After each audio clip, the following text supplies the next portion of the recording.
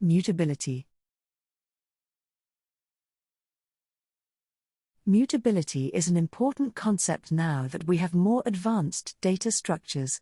Fundamentally, the idea is whether values of the given type can actually change their inherent value, or if the value cannot change what it is. When we store values into variables, we often need to consider whether that variable is holding a mutable value. Many kinds of bugs can occur when we try to use an immutable value mutably or a mutable value immutably. Strings and lists are similar because they are both sequences of elements. However, a big difference between them is their mutability. Strings are immutable while lists are mutable. Integers and other primitive types are all immutable, in fact, while lists and data classes are both mutable. Say you have a string variable. When you add another string to that variable, you need to assign the result, otherwise it is lost. Similarly, when you call a string method, you need to assign the result, otherwise it is lost. This is the idea of immutability. You are never changing the string, you are simply creating new ones. Integers and floats follow the same principle. You cannot fundamentally turn the value 5 into a different integer. You are always creating new integers based on the old one, but you cannot change the fact that 5 is 5. Now say you have a list variable.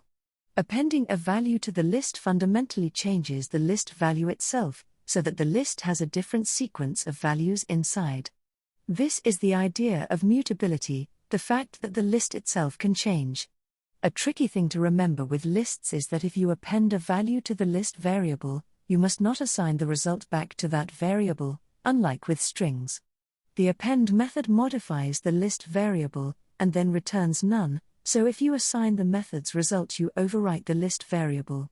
As long as you don't assign back, the append call will mutate the list, changing the data inside the list without affecting the list variable.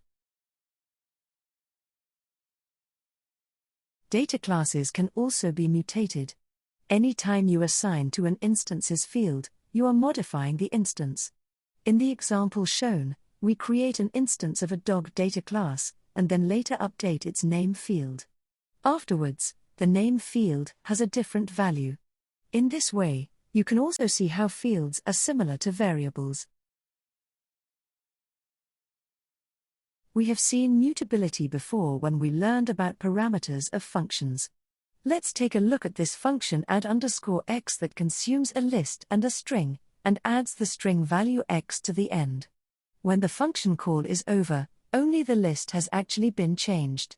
Even though we were using local versions of each variable, the mutability of the list type meant that the original list was changed. If we wanted to change the name variable, we would have had to return the modified value and assign it back to the name variable.